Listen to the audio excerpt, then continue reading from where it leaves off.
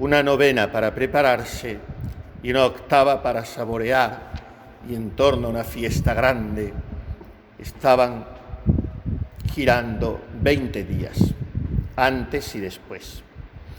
Y anoche hablábamos en el locutorio de algunas cuestiones, varios aspectos históricos o de personalidades de la orden, y salía a colación ese prurito racionalista, naturalista que hay hoy, en virtud del cual se revisa todo de una manera tan implacablemente historicista o con un presunto rigor documental de tal calibre que al final viene a desnudarse y a descarnarse todo.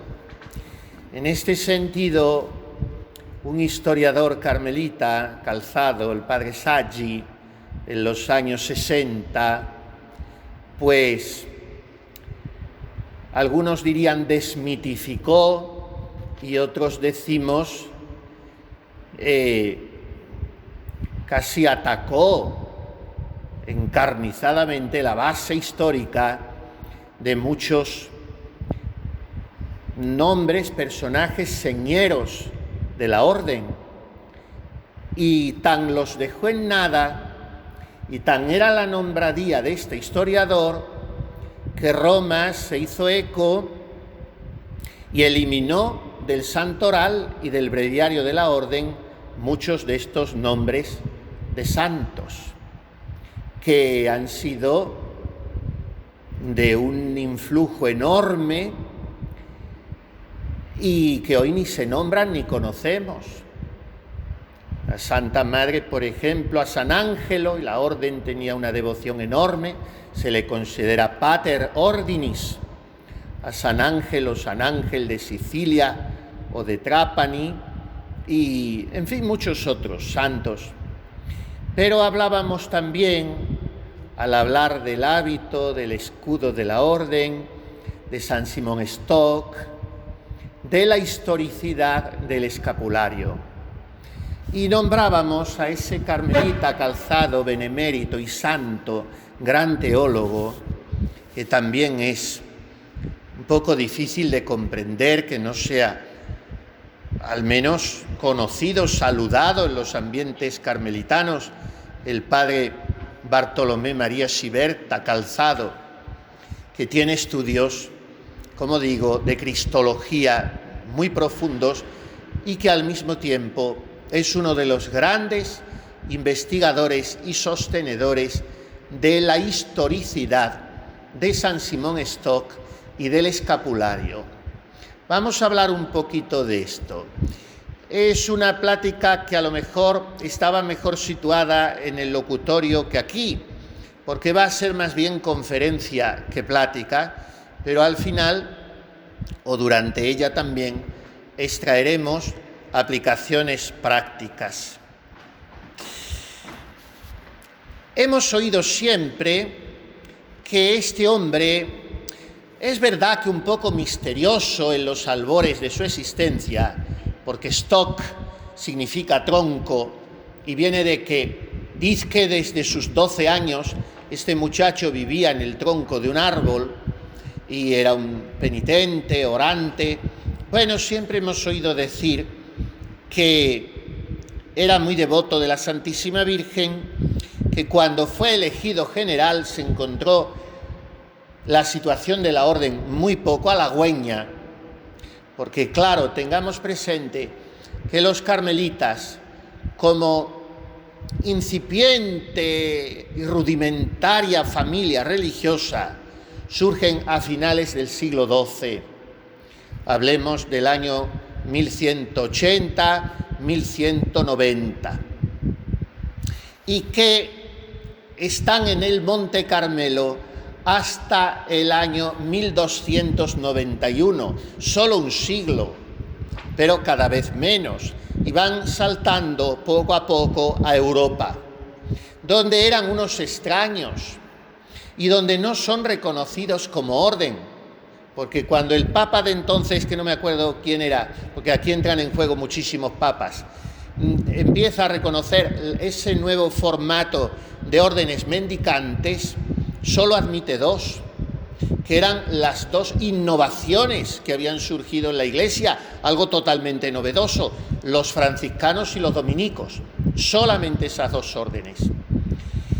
Y un poco después ya es cuando se admite en ese formato a los agustinos y carmelitas. De manera que son solamente esas cuatro las órdenes mendicantes. Luego vendrán, bueno, no sé si a ellos les gustaría, pero en fin, ciertas imitaciones. Los trinitarios, los mercedarios, otras órdenes de las cuales la última considerada orden será la Compañía de Jesús. Los servitas, en fin, pero las cuatro órdenes mendicantes son esas, inicialmente. Solo dos, franciscanos y dominicos, y un poco después, carmelitas y agustinos. Pero los carmelitas no eran admitidos porque era algo muy raro. Era un grupo de hombres seglares, cruzados, que habiendo dejado aquí en Europa sus familias, les apetece, movidos por una inspiración divina, que ellos luego se complacen en retrotraer a San Elías profeta, pero ellos se quedan en el Monte Carmelo y escriben o, en fin, comunican a sus mujeres o a sus madres o a quien hiciera falta que, abandonando el empeño de conquistar Tierra Santa, se emplearán en lo sucesivo en hacer que toda la tierra sea santa, por la oración y por la penitencia, puesto que han edificado un puñado de chocitas, de cabañas, en torno a una iglesita que han construido en un lugar de no sabemos qué parte de la cordillera del sistema montañoso, porque el Monte Carmelo no es un monte, decimos un monte, pero es como una cresta montuosa, una pequeña cordillera que se abre ante el mar Mediterráneo en la bahía de Haifa y en cuyo horizonte se ven las nubes levantarse y se ve la estrella de los mares, la polar que guía a los barcos. De todo eso hay que tener cuenta para tener presente el ambiente en que surgen los carmelitas.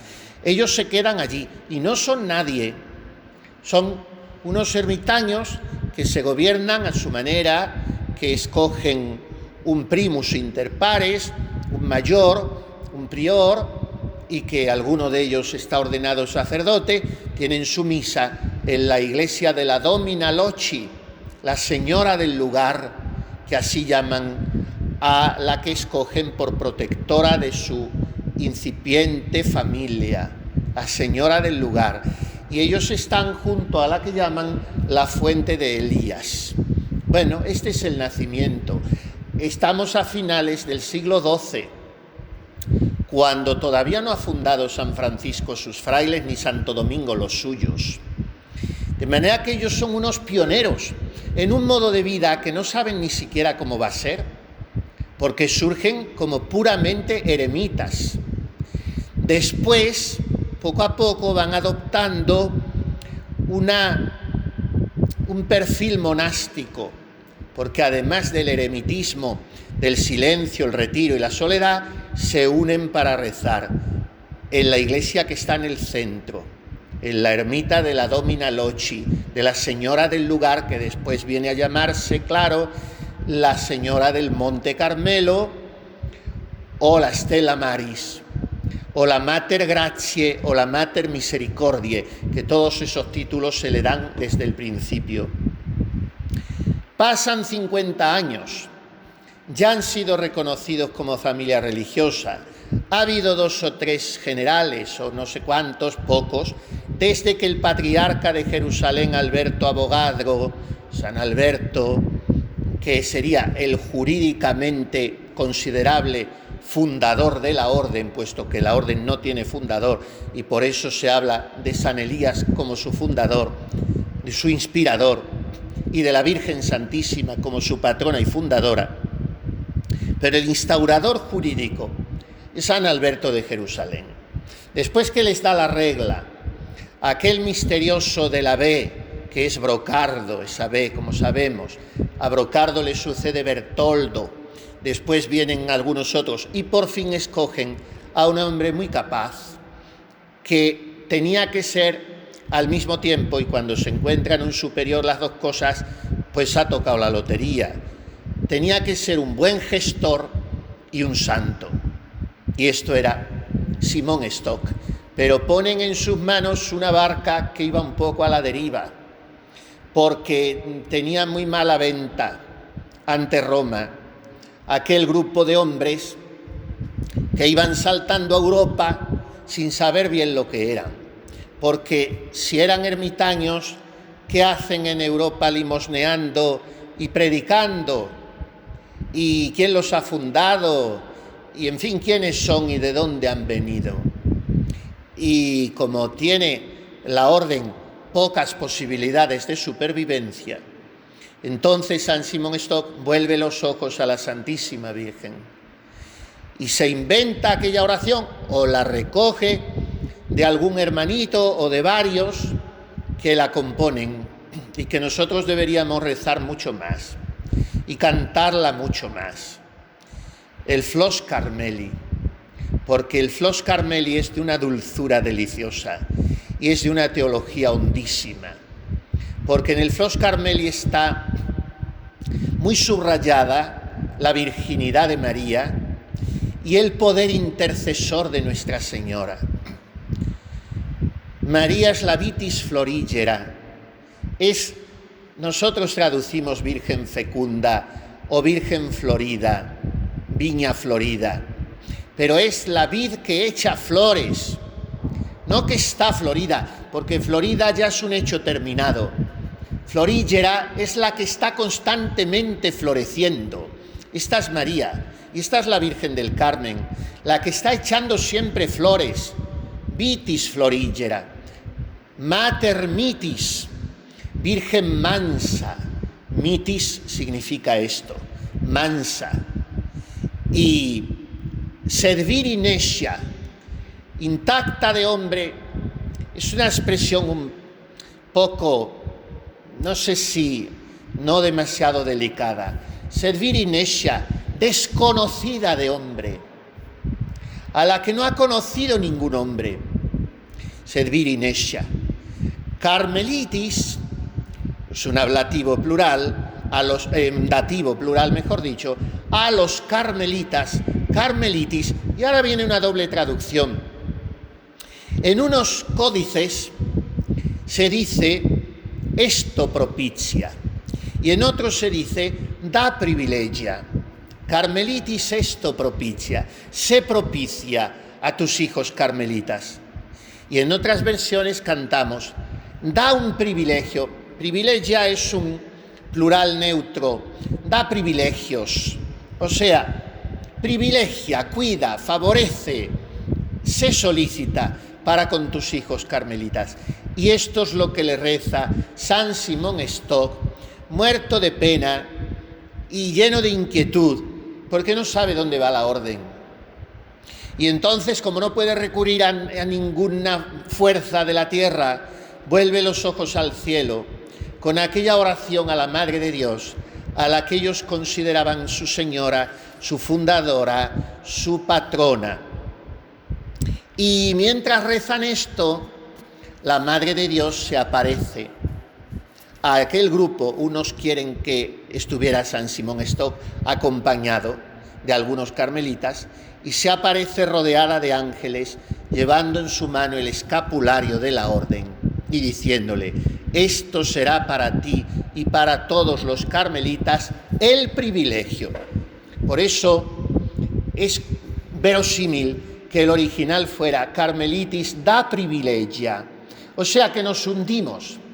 Échanos un ancla, danos un favor al que nos podamos agarrar, dame una señal. Esto hay que leerlo en Parangón con la visión de la nubecilla. Pide una señal, no la pido, no quiero tentar a mi Dios. Entonces aparece la nubecilla. Simón Stock está pidiendo una señal como un niño y le dice la Virgen: este es el privilegio que pides. El que muera con este hábito se salvará. Y le entrega el escapulario. En el siglo XIII no se sabe cómo iban vestidos los carmelitas, ni siquiera si tenían un hábito uniforme. He estado leyendo hace un rato la vida de otro grande de la orden, al que conocemos muy poco, al que yo creo que las monjas le son muy desagradecidas, porque es su fundador, el beato Juan Soret. Y el beato Juan Soret fue una personalidad eclesial en su tiempo, arrolladora, un reformador bárbaro. Y además tuvo la valentía y la originalidad de decir: nosotros hemos nacido como una gente rara que no sabemos bien todavía lo que somos, y si no tenemos mujeres lo vamos a saber menos. De manera que necesitamos aquí una rama femenina, que es lo mismo que hizo Santo Domingo de Guzmán. En realidad, Santo Domingo surge en Europa como un defensor contra la herejía albigense. Y él necesita hombres aguerridos y valientes que se echen por los caminos como perros con una antorcha en la boca encendida. Por eso su madre, la beata Juana de Aza, tuvo un sueño y vio que daba a luz un perro con una antorcha encendida, y por eso a Santo Domingo le pintan con el perro la antorcha, porque así quería que fueran sus hijos los frailes predicadores. Bueno, pues Santo Domingo fundó primero a las monjas, no se suele decir. Antes de empezar los frailes, él dijo: yo necesito frailes que prediquen, y estos no serán nada sin gente que rece por ellos. Y empezó un monasterio de monjas, y luego vinieron los frailes. Bueno, pues al Carmelo faltaban las monjas, y vino el beato Juan Soret. El beato Juan Soret llevaba un hábito, porque era como reformador, iba con su ejemplo por delante, y era muy pobre y muy austero, y dicen las crónicas que llevaba un hábito sin tintura, cosa que los otros frailes lo llevaban ya con un poco de color teñido del pardo, del que fuera, y él la lana sin teñir, con lo cual, por pobreza, lo mismo que la capa barrada al principio, con lo cual el hábito de los carmelitas era como el de todas las órdenes, iban como podían, más o menos, hasta que la cosa... En realidad se puede decir que la única orden antigua femenina y masculina, si nos apuramos un poco, pero sobre todo femenina, que el hábito corresponde al diseño original de la fundadora, es el de las carmelitas descalzas. ¿Cómo iban las clarisas cuando la fundó Santa Clara? No se sabe, cada una como podía en su monasterio, y así las cistercienses, y así casi todas. Y el hábito que llevan, por eso es aberrante que las carmelitas descalzas cambien su hábito, cuando en la acción de gracias después de comulgar es cuando le mostró nuestro Señor un día a la Santa Madre cómo tenía que ser la toca, porque hasta ahí llegaba la cosa.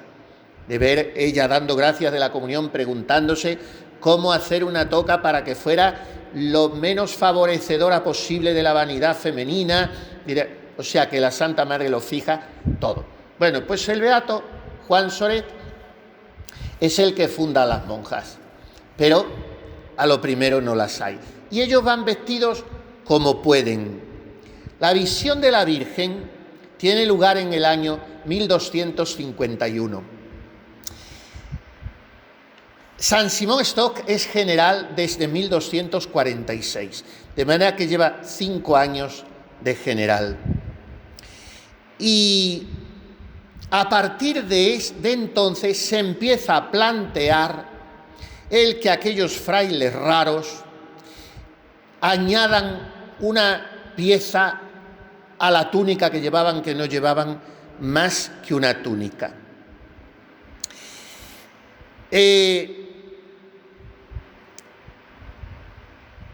Estaban en Europa desde hacía unos 20 años nada más, porque empiezan a saltar a Europa en 1238. Y claro, estaban asistiendo a un segundo nacimiento. Vienen de Oriente, de Tierra Santa, con una túnica y una capucha larga. Esto está todo documentado. Y entonces se plantean en reformar el hábito. ya traen una regla, la que le ha dado San Alberto de Jerusalén, incluso muy posiblemente unas constituciones donde aparecería el punto que todas las constituciones traen sobre el hábito. Y claro, para cambiar el hábito y añadir una pieza, tenía eso que pasar por un capítulo general y por una aprobación definitiva de la Santa Sede, como pasó con la capa, porque pasar de la capa barrada a la capa blanca tuvo que ser aprobado por Roma. Y no todos los frailes, como suele pasar siempre, estaban conformes con ningún cambio, porque no valía que se dijera que el general había tenido una visión de la Virgen. Entonces, hay que esperar posiblemente a la muerte del santo, hasta que San Simón Stock muere. Y hay una especie de estatuto, de reglamento, de constituciones de los carmelitas en una cosa que se llama el Ordinal de Dublín, porque ellos donde más crecieron al saltar a Europa fue en lo que hoy es Reino Unido, en Inglaterra y lo que hoy sería Escocia, Irlanda, pero sobre todo en Inglaterra, es donde más crecen los carmelitas al principio. Aquí vienen mucho después, ya empiezan a bajar luego por Francia, y a España e Italia vienen mucho después. Pero el salto lo dan de Tierra Santa a Inglaterra al principio. Y ese ordinal, ese reglamento de Dublín, es de 1263. Y ya la orden ha sido considerada en el grupo de los mendicantes, ya han sido revisadas sus leyes, y en 2 puntos de ese reglamento se nombra ya el hábito con solamente túnica y capucha, todavía. O sea, que han pasado 12 años de la aparición de la Virgen y no se ha introducido el escapulario. Esto parece que estoy dando datos que desmontan la historicidad de la aparición, pero en realidad la apoyan, como vamos a ver después. Pasan otros 20 años. Pasamos al año 1281 y en ese año tiene lugar un hecho muy importante, el capítulo general de la orden, que se celebra en Londres, porque como digo es allí donde están creciendo los carmelitas.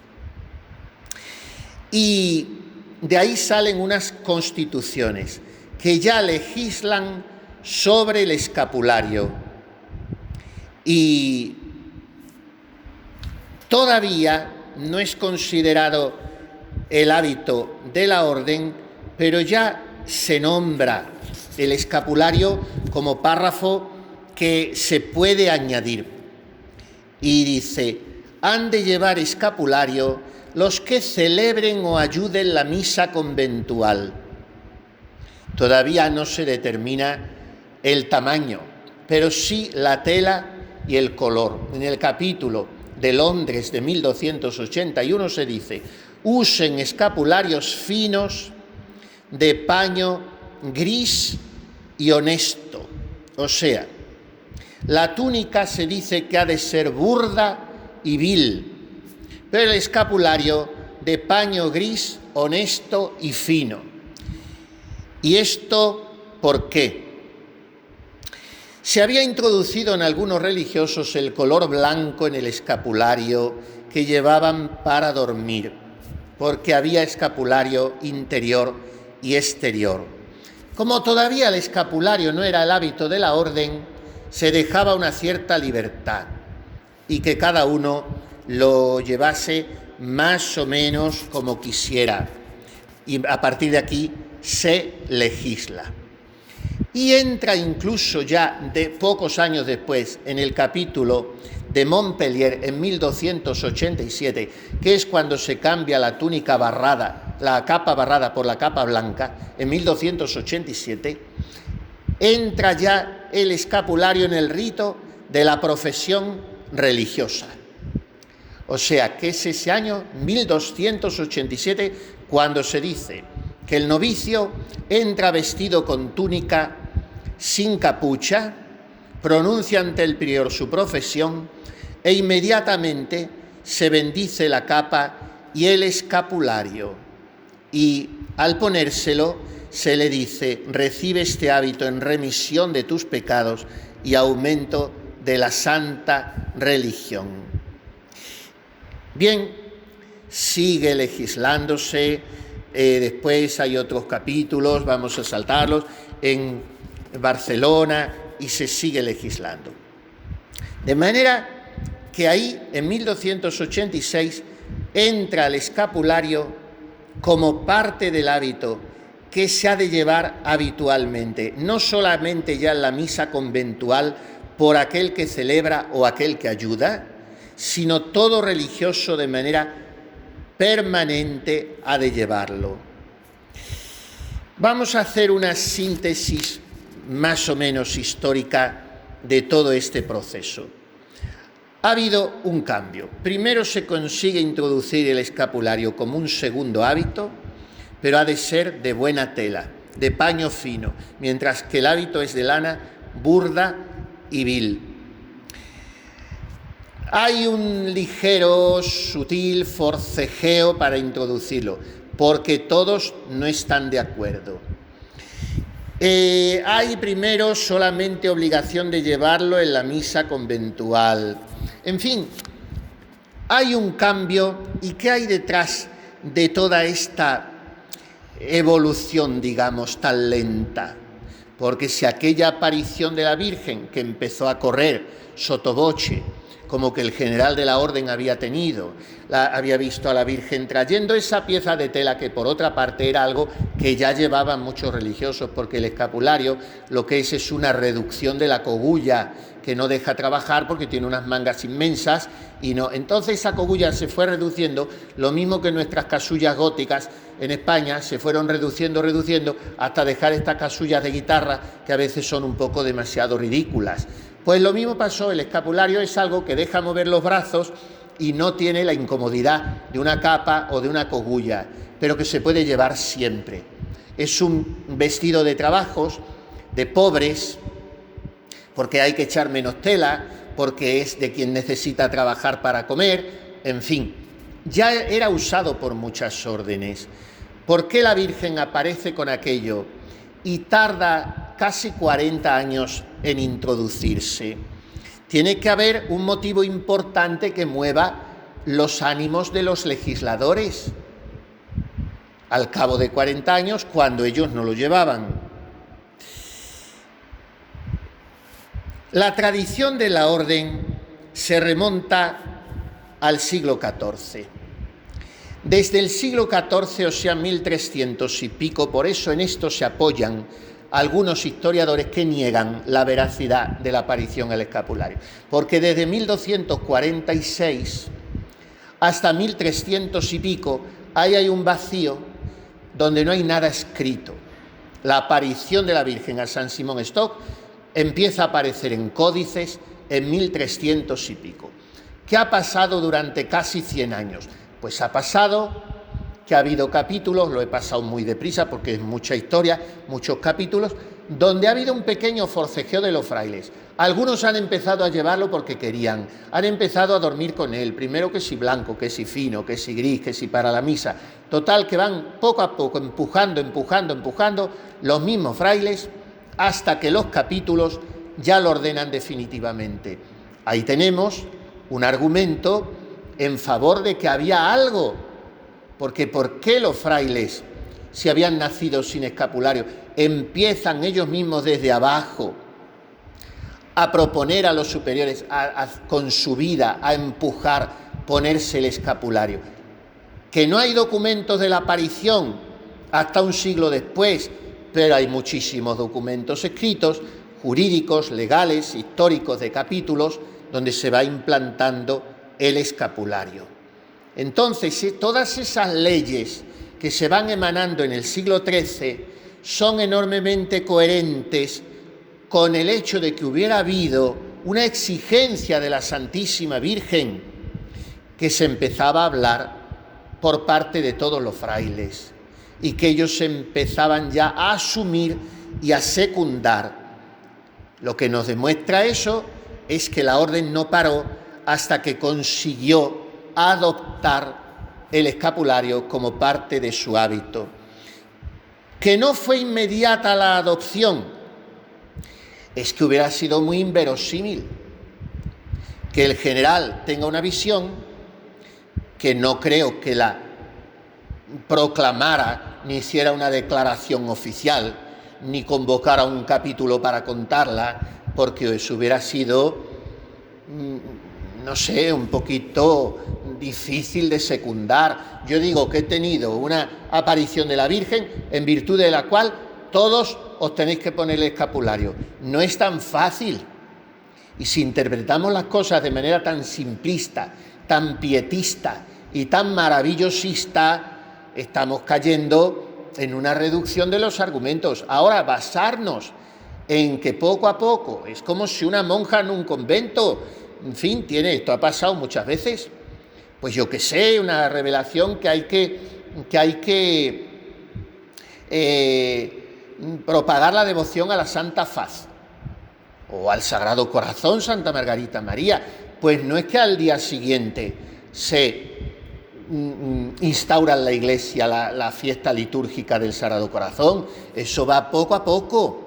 Y la monja lo dice a su director espiritual y este lo dice al obispo, y hasta que el Papa instaura esa fiesta, primero en Polonia y después en la Iglesia Universal, pasa siglo y pico. Pues un poco así es la evolución del escapulario.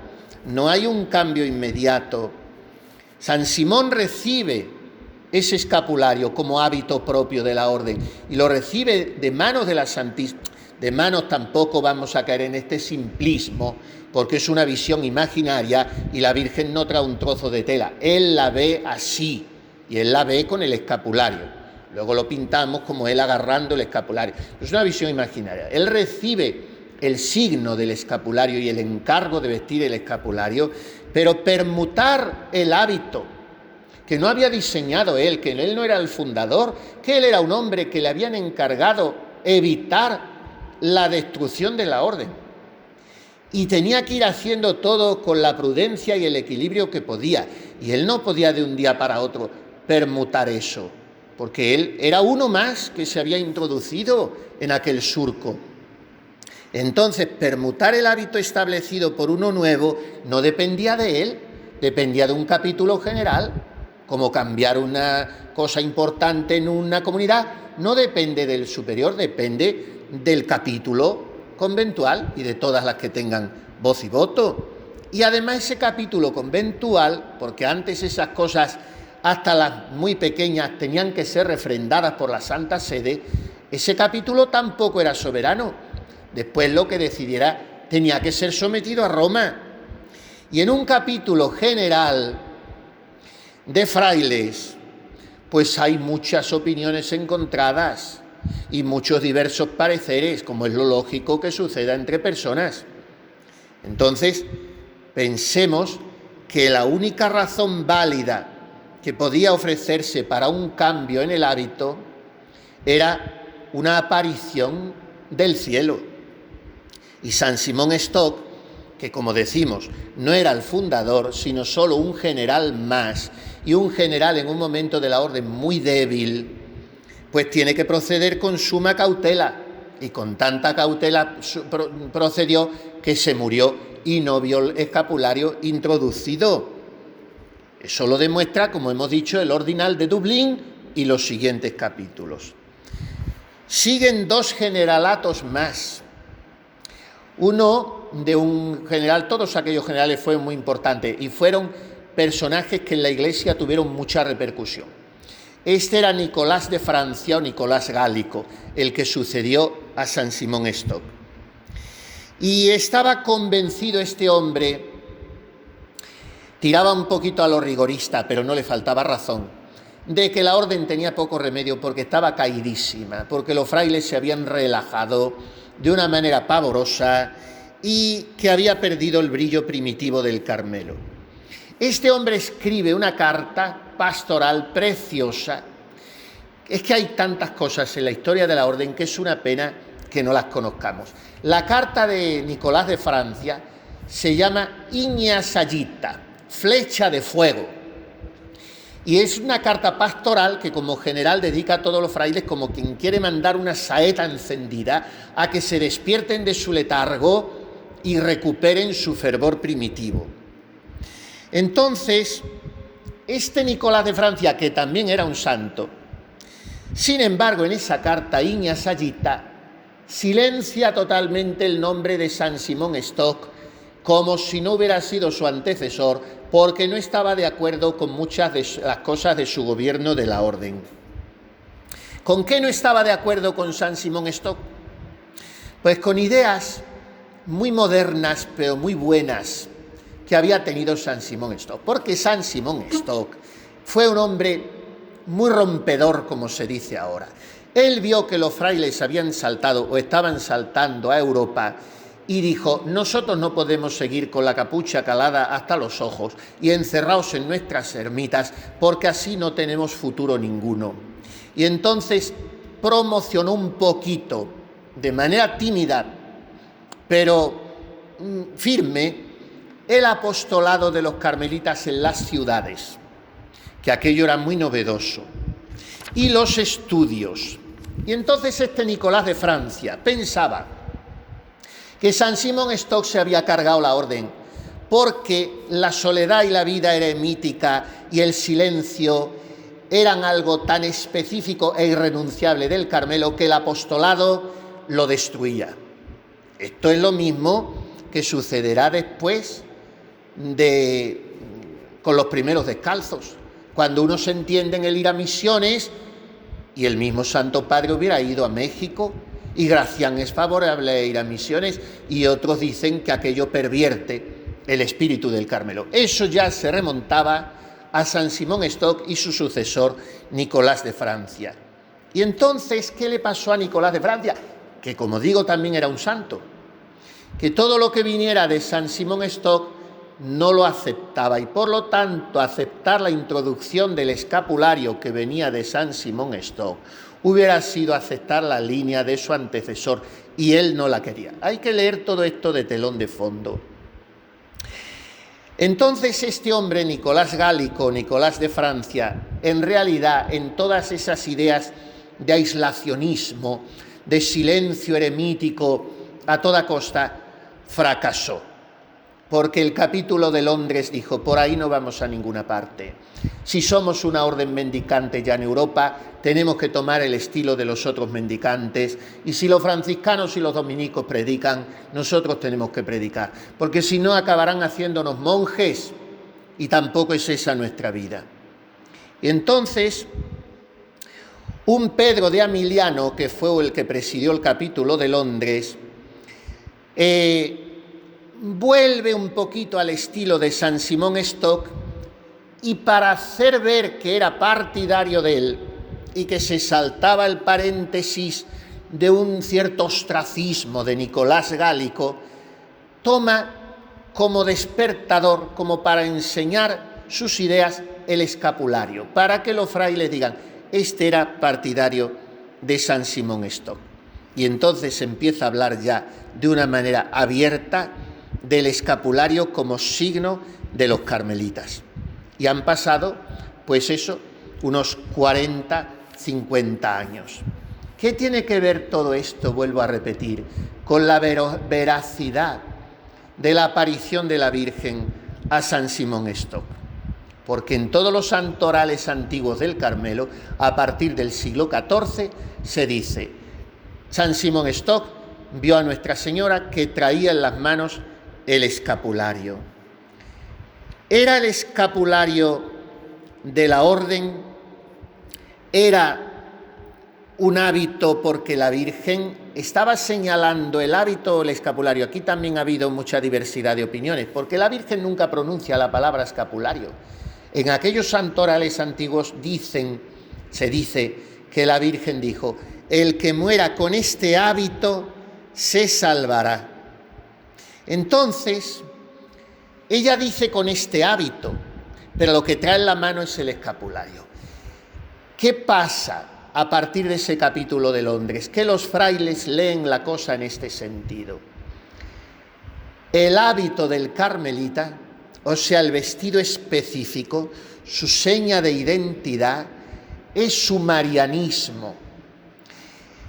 Y el símbolo del marianismo es el escapulario.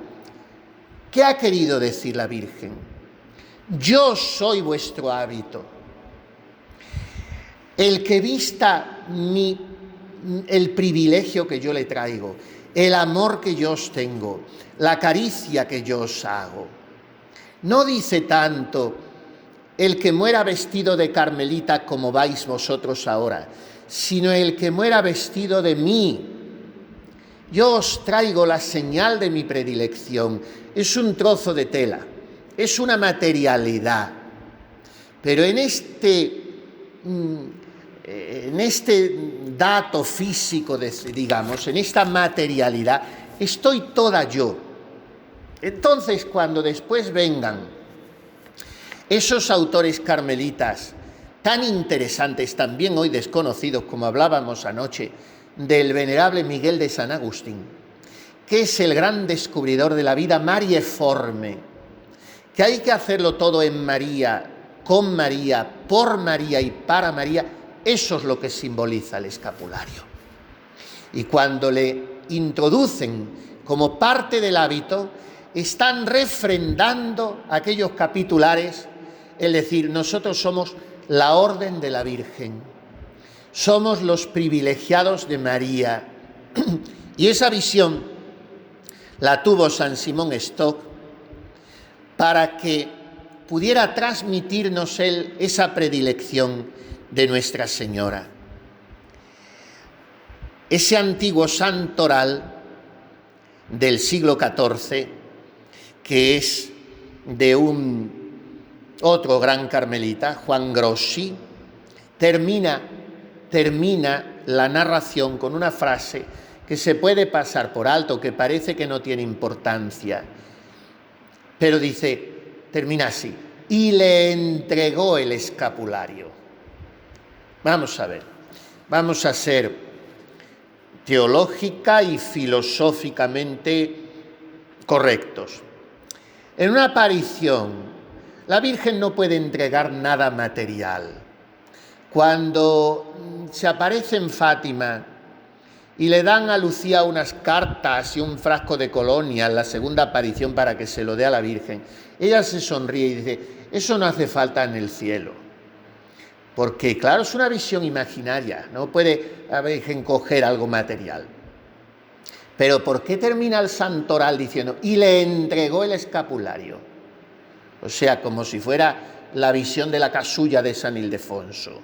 Al final de la visión, el santo queda vestido por una casulla que han traído los ángeles. Bueno, al final que es muy parecido a lo de San Simón Stock. Y al final de la visión ya se ve San Simón Stock con una pieza nueva para el hábito en sus manos. Esto es muy simplista. Lo que quiere decir es, la Virgen le entregó, le confió, le encomendó, le encargó que él transmitiese aquella orden maltrecha, aquella orden que en sus albores parecía a punto de morir, que le transmitiese la señal de su predilección. O sea, que es un distintivo de su orden, es un hábito nuevo, revestíos del hombre nuevo. Yo os traigo la novedad. Entonces, esto es lo que hay que tomar como corazón de la historicidad de esta aparición. Hay una regla, hay unas constituciones, hay unos capítulos generales, pero falta una identidad propia. Nosotros hemos nacido en el Monte Carmelo, pero no nos encontramos a nosotros mismos. ¿Quiénes somos? No tenemos fundador. ¿De dónde venimos? ¿A dónde vamos? No sabemos si tenemos que predicar. Viene un general, nos dice que a las ermitas y con la capucha puesta, que era lo único que tenían, una capucha muy larga. Viene otro general, nos dice que a las ciudades a predicar. que si hay que mitigar la regla, que si no hay que mitigarla, ¿qué hacemos? Y entonces viene la Virgen a darles su identidad. Y esto es lo hermoso del Carmelo. Y cuando decimos, el Carmelo es la orden de la Virgen, el Carmelo es todo de María, estamos recogiendo todo esto. Pero no solamente ya a nivel corporativo, a nivel institucional, a nivel comunitario, sino a nivel personal. Cada carmelita solo se encuentra a sí mismo, a sí misma, si se ve, si pudiéramos hablar así, como un capricho de María. Tú eres lo que yo quiero que seas. Tú eres la encargada de hacerme presente en la Iglesia, como dice el beato Tito Brasma, que tiene esta idea, ¿no? Tú eres mi prolongación en la Iglesia. Y todo eso y mucho más está simbolizado en el escapulario. Tu vida tiene que ser marieforme. Tú vienes de una historia un poco desdibujada en el tiempo.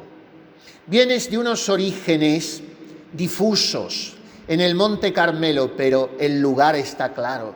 Vienes del Monte Carmelo. Yo tengo la belleza del Carmelo y del Sarón. Tú vienes de mí. Tú has sido gestada en mí. Y partes de mi voluntad maternal y vas hacia mí. De manera que tú te mueves en mi órbita, dice María a cada carmelita.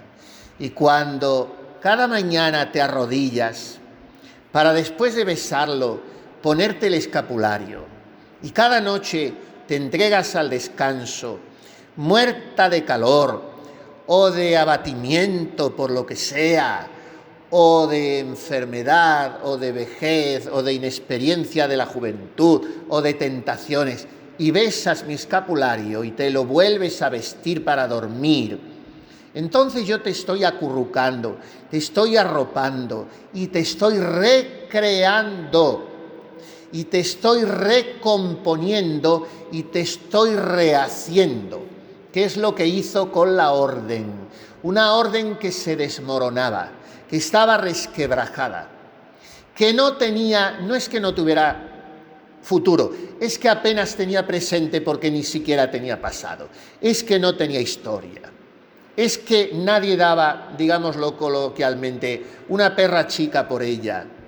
Y viene la Virgen y dice precisamente, porque no sois nada ni nadie en la Iglesia, yo os tomaré. Después la orden ha atravesado momentos muy difíciles, tempestades infernales, muy furiosas. La Santa Madre tuvo que sufrirlas cuando se la querían eliminar, la orden, la reforma, que fue una orden nueva, un Carmelo nuevo, aunque naturalmente del tronco irrenunciable del Carmelo secular. Pero la Santa Madre no es reformadora, es fundadora. El Carmelo no es la Iglesia. Lo único que sabemos que perdurará hasta el fin de los siglos es la Iglesia, no el Carmelo. Pero el Carmelo es una orden muy especial, porque su inspirador es un hombre muy especial. Todo en la vida de nuestro Padre San Elías es muy especial, es muy sobrenatural y es muy asombroso. ¿Dónde está el profeta Elías? ¿A dónde fue ese carro de fuego? ¿Dónde volverá él? Hay muchas profecías sobre esto que no pertenecen naturalmente a la revelación pública, sino a la privada. Pero muchos santos y autores han dicho que el profeta Elías volverá un día y en esa vuelta se complacerá en encontrar viva su herencia de contemplación y de celo apostólico. Y esa herencia suya es el Carmelo.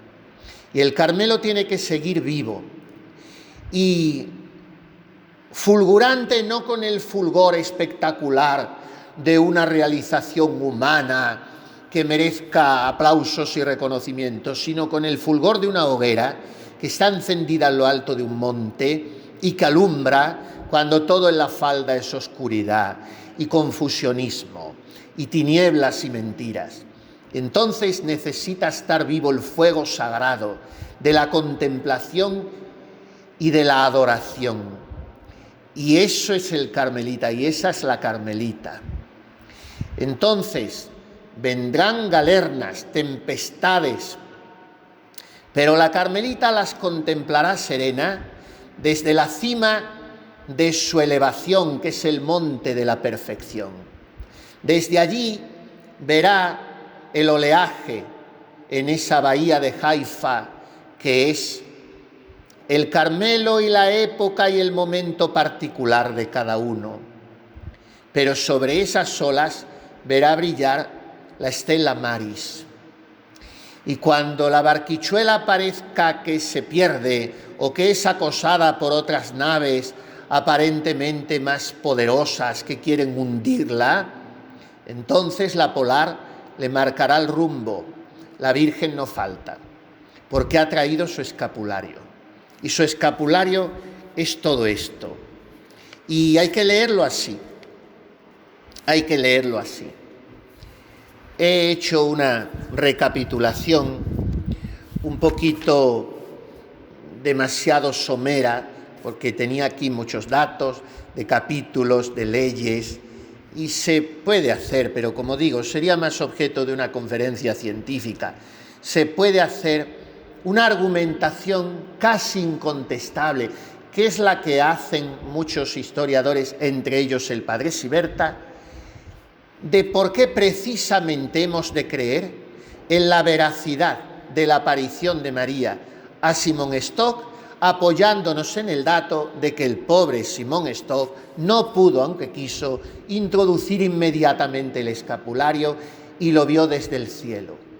Precisamente en ese arco de tiempo que hay ahí vacío, que como hemos dicho es medio siglo largo, es donde nos basamos para afirmar efectivamente fue verdad. La Virgen lo trajo. Simón Stock la vio, no sabemos de qué manera, en esa visión imaginaria. Y la vio mientras él rezaba llorando, seguramente acompañado de un grupo de frailes. Flos Carmelitis florigera. Carmelitis, da privilegia, danos un signo, señora. Y entonces ella da un signo porque somos humanos y necesitamos signos sensibles. Ella trae un signo de tela, pero el signo era ella. El signo era ella. Ella vino a decir, mi signo es mi amor, es mi protección, no pereceréis, no pereceréis. Apoyaos en mí, dejaos revestir por mí, amparar por mí. Y el que muera vistiendo este hábito no se condenará. O sea, el que muera entre mis brazos, porque entre mis brazos haya vivido. El que muera conmigo, porque viva conmigo. Esta es la predilección de María por la orden. El Carmelo es todo de María, pero yo me atrevería a decir, el Carmelo es todo María. Y la Carmelita es la diputada por el cielo para prolongar a María en la Iglesia.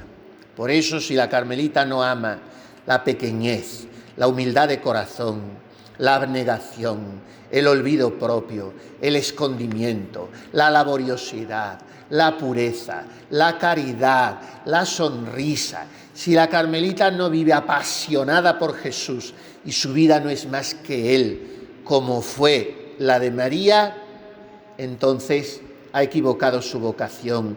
Y el ponerse el escapulario, pues es un engaño y es una teatralidad, porque el escapulario es revestirse de María.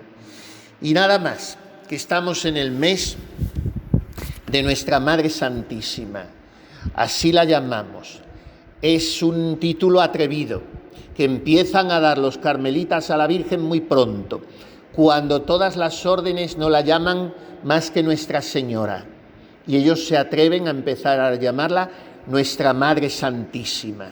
Por eso, porque leen esa señal de la predilección mariana en clave maternal, y sólo así se puede entender el escapulario. Fue introducido a base de puertas o portezuelas o portillos jurídicos, pero en realidad la introducción había sido la puerta del amor maternal del corazón de María. Que lo vivamos así y nos dejemos revestir de sus virtudes, que es la verdadera devoción a Nuestra Señora, a nuestra Madre, a nuestra Reina, la Virgen de la Capa Blanca, la Virgen del Carmen, la Virgen del Escapulario.